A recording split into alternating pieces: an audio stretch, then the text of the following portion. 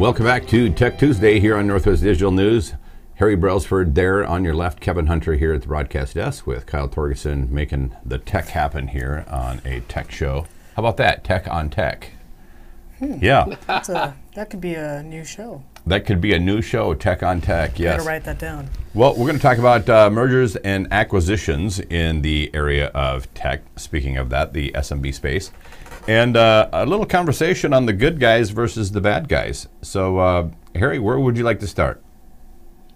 Well, let me give you some industry updates. So first of all, when you talk tech on tech, I'm wearing my Cal Poly shirt, which is a well-known technical educational institution. One sun out, one sun in. So I thought I'd change up my look. So shout out to Cal Poly. But on the business space, it's been quite a week in my world. So just to level set, I come from the technology community of managed services providers, MSPs. So that's the computer guy, the reseller, the break fix. We all know that computer person, if you will.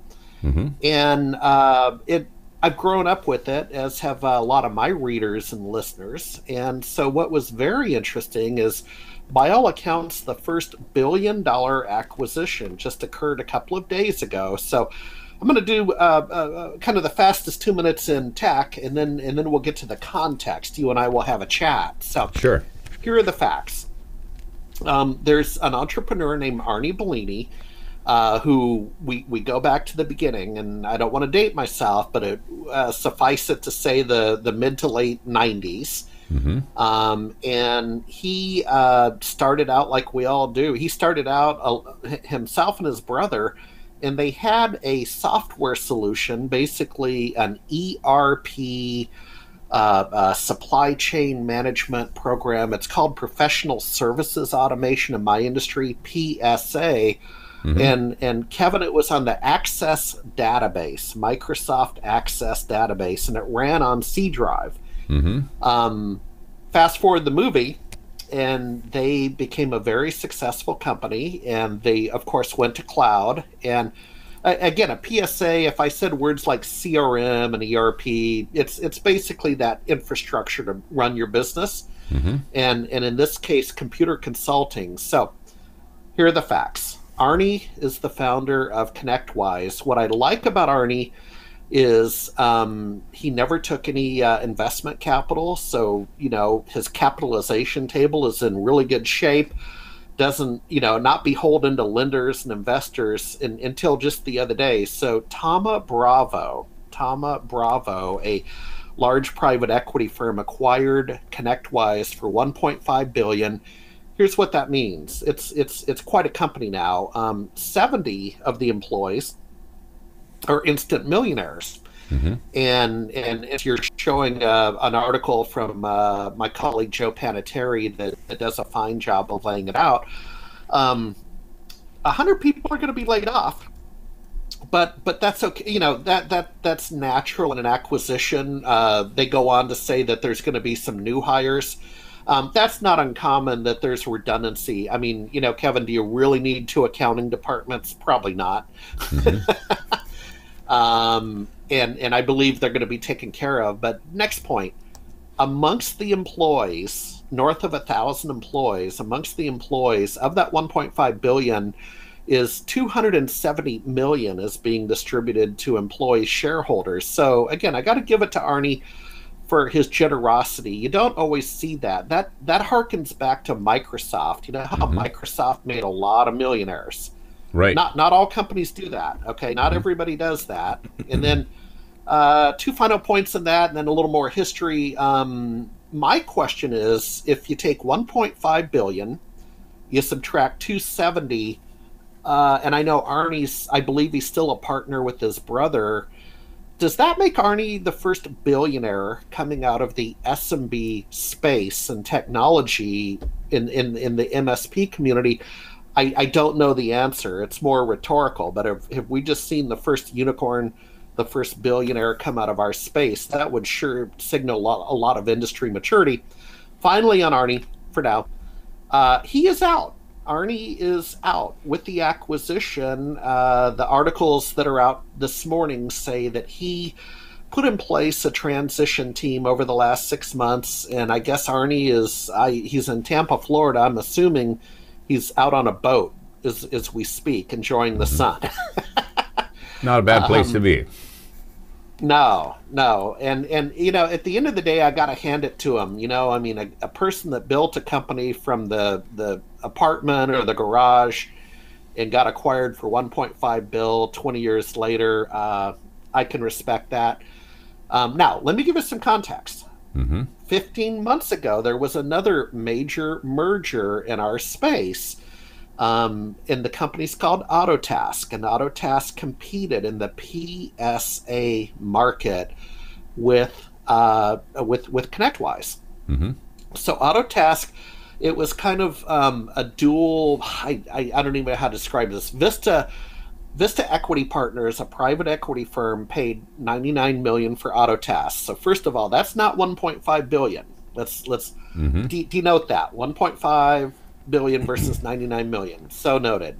Number two, they had what I would call a simultaneous merger. So Vista Equity acquired Autotask and simultaneously acquired a backup company called Datto.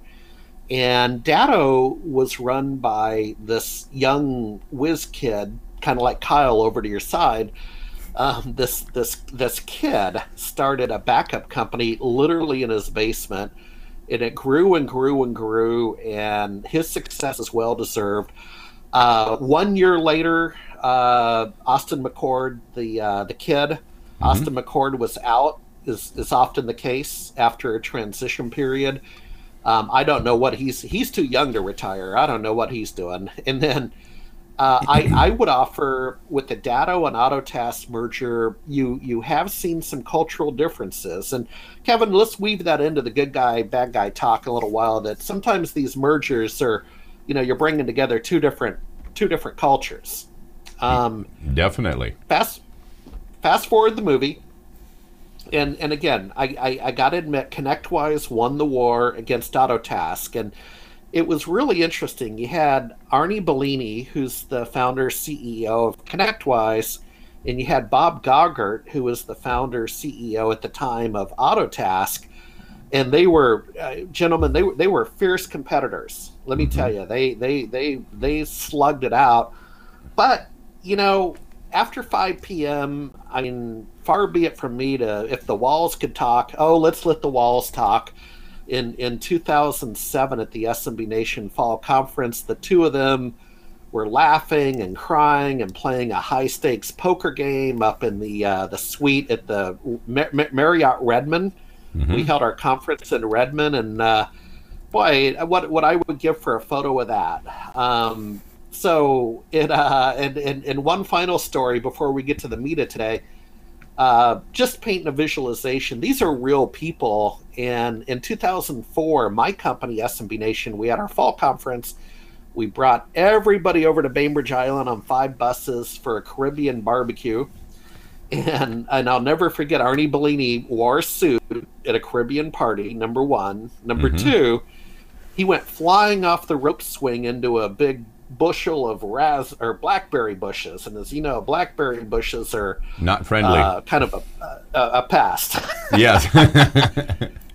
So Kevin, I want to pose, now that I've given an industry update, huge acquisition, ConnectWise by Tom Bravo for 1.5 bill.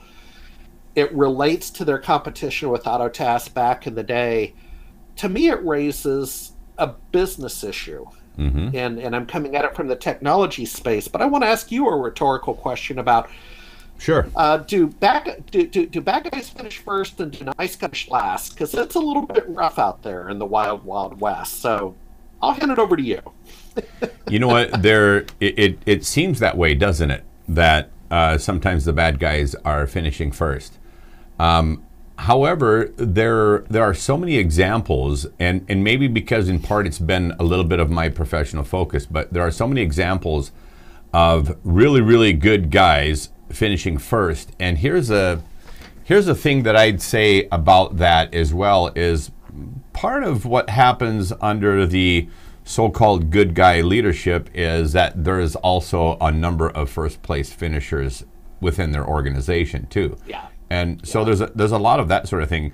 But I just want to share, like, there's actually 5 different things that I think about in an organization that is different between these so-called good guy organizations and the bad guy organizations. Okay.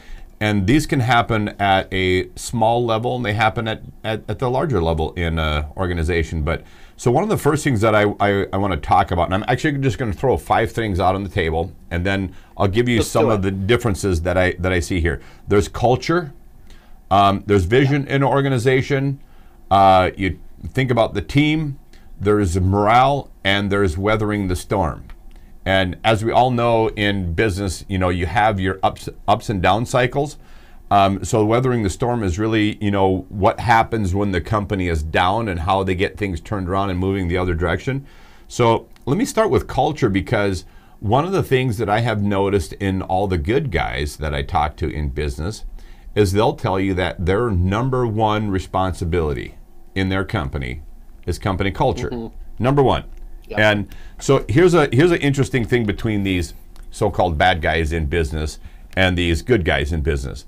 One of the things that I notice as it pertains to company culture in the bad guy organization is they really want the team to be on the same page. They'll say that a lot. You hear that. We all need to get on the same page. And what they mean is they want the personality, or they want the culture to be really reflection of their own personality. That's what they're looking for. But in the good guy company, when they talk about culture, what they're really talking about is how they preserve the personalities of the individuals within that culture. So it's a very different thing. It's a focus on the individual personalities. The bad guy says, I want this company to be a reflection of my personality. So that's the interesting thing about culture. Something that I'd mention about vision is that in the bad guy organization, I hear the word motivation a lot. And think about motivation. Harry, you're motivated by given things. I'm motivated by given things. Kyle can be motivated by given things. One of the things that we're all motivated by is fear. Okay, so what we're afraid of and that sort of thing, everybody is motivated by fear. And so one of the things that tends to happen is there's a fair amount of fear in that vision of the bad guy in the organization. And so there's a lot of people that are motivated to do the things that this bad guy wants them to do, but a lot of it comes from out of fear. And so it can be fear for loss of job, or a lot of different ways in which they can be hurt. And so so under the vision, under the fear attitude, there's more of a push, a vision. And in the good guy organization, there's more of a pull as it comes to vision. And instead of motivating, they're inspiring their people. And there's an interesting thing that comes out of those two words, or those two environments. So if I say that, let's say I'm going to hold a speech somewhere, and I say, I'm going to motivate these people, and I go out and give this speech and nobody's motivated, and I say, Harry, look at all those unmotivated people. I mean, we need to get new people. I can blame the people when I use the word motivate. But if I say, I'm going to go out and give a speech and inspire all these people, and then I give a speech and nobody's inspired, who is to blame? Because the blame comes right back here, doesn't it? Kevin, you failed to inspire these people. And so that whole difference in attitude comes around to being a reflection on one of the things I already mentioned was team. Because in the bad guy organization, generally they're always blaming the team. And even in terms of productivity, they're wondering how much they can get out of each individual. And so when you look at, let's just take one of these examples where you mentioned that there's X number of millions of dollars distributed to people in the organization. I'm not saying this is the case, but in a bad guy organization, that money disproportionately will be distributed to the people that person thought he got the most out of. Okay, where in a good guy organization, the money will be distributed to based on the merits of the team. And when they're looking at hiring good people in the organization, instead of saying, how much can I get out of this new guy that comes in the good guy organization, they're going, how does this new guy fit into the team? Because they're looking at how they impact, overall team performance. So, and then two other things that I would mention. I mentioned morale. In the bad guy organization, you have what I call pseudo community. Pseudo is just another word for fake. And so people pretend like they're getting along. They pretend like there's nothing wrong, but there's all this infighting and a lot of chaos that's actually in this bad guy organization. And again, whenever fear is like this motivating thing that's going on, there's all kinds of undercurrents that are not good undercurrents that are happening in the organization. And in the good guy company, the morale is actually real community because people do embrace differences. You see a lot more innovation. You see a lot more excitement. People are showing up to work even early because they're excited to be there, as opposed to showing up early because they're worried about being fired. That's a completely different thing. And then the last component I mentioned about weathering the storm. In a bad guy organization, when the cycle of the company starts going down, they tend to fire people and say, this guy's not doing this guy's not doing that, whatever. In the good guy organization, they tend to look at their management and their processes and really the things the company is focusing on, and they start fixing management and start fixing processes, and they come out with a much stronger organization out the other side. So I would go back to your original question, is it good guys or bad guys that finish first or finish last? And I would say that if we looked at the total sum of people finishing first, the good guys probably finishing, out of every 10 people finishing first, probably 8 of them are the good guys. Oh, good. I'm uplifted, and again, I have the utmost respect for the players in my industry. So let me just level set with that. But I'm also the first to admit that there's some tough dudes out there, man. Yeah, they're very tough. Yes. Yeah, and I'm just coming from the likes of a life raising 2 boys on Bainbridge Island, Washington, with puppy dogs and polka dots, man. I mean.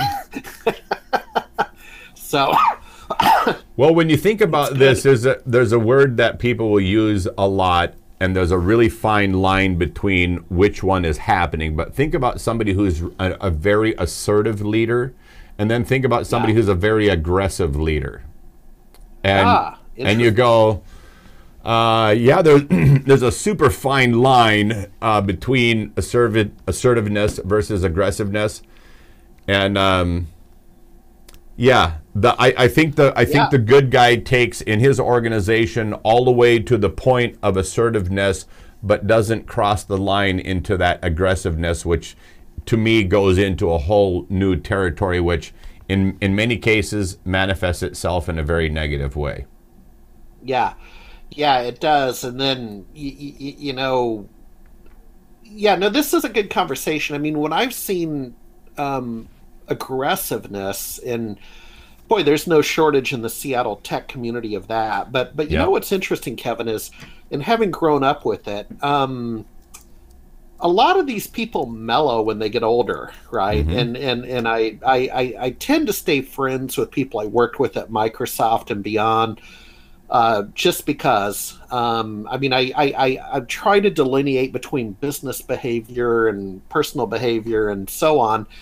And it's always interesting to me that fast forward the movie and people's careers and their priorities change in life, kids, family, maybe trying to work out and live a longer life. And I know you do some health shows and some of those, type of topics, but it's always interesting when I can go back to somebody and say, dude, you were kind of a jerk back in the 90s, man.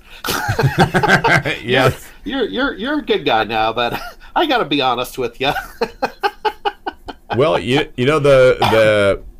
the point to all of that is that everybody can learn, and as long as you keep an open mind, you can learn, and you should be becoming a better person as time goes on. you know, if you get to be 56 years old and you're still this a-hole, yeah, there's probably a lot of blinders you had on through all of those years, and there's probably a lot of lessons you failed to learn. That's basically what it is. Yeah.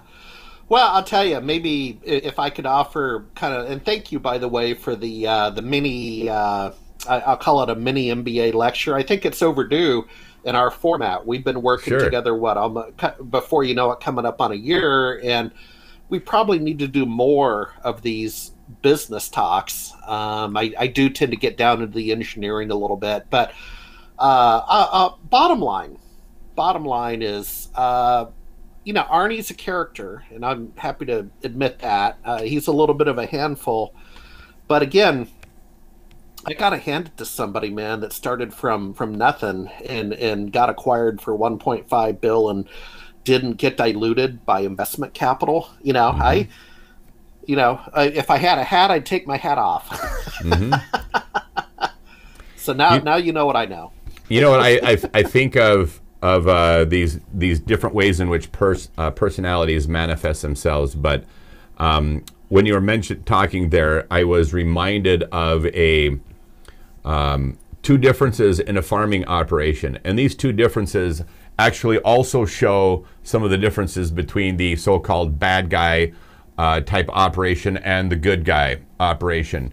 And not only are human beings very instinctive, but so are animals. And there's a interesting observation that I made quite some time ago, because I've spent a fair amount of time in farm country, and I was aware of this operation where when the time of day came that they wanted to get their horses and their cattle back to the barns and back to the feedlots, that they'd send the cowboys out on horses with, whooping and hollering and snapping a whip and everything else, and they'd get all these cattle corralled and get them all driven to this location where they wanted to go. That's one type of managing the herd, so to speak. But I also have witnessed a guy who has no cowboys and no crew, who goes out to the field and gets the herd and doesn't need to, because he just walks to the fence and yells, and the whole herd runs to him.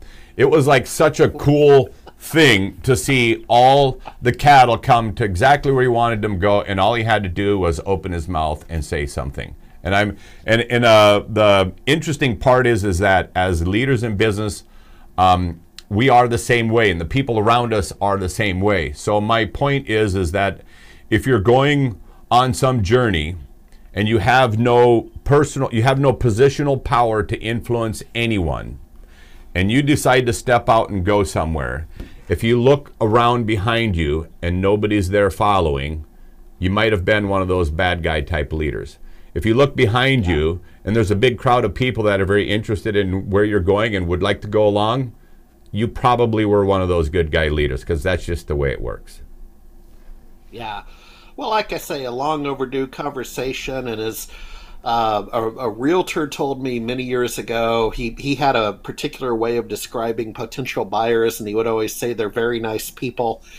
Now, you got to understand, that's a realtor trying to consummate a sale and a transaction, but it was a good line.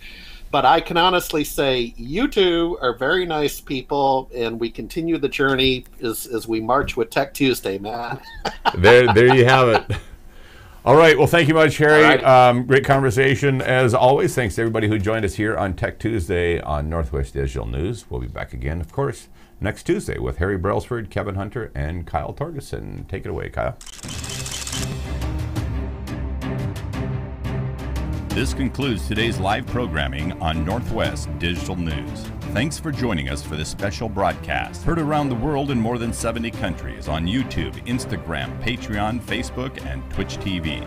If you enjoyed a story or guest we had here on Northwest Digital News and would like to strut your stuff on the broadcast, email us today at wainfo2017@gmail.com or call or text to 360-545-3501.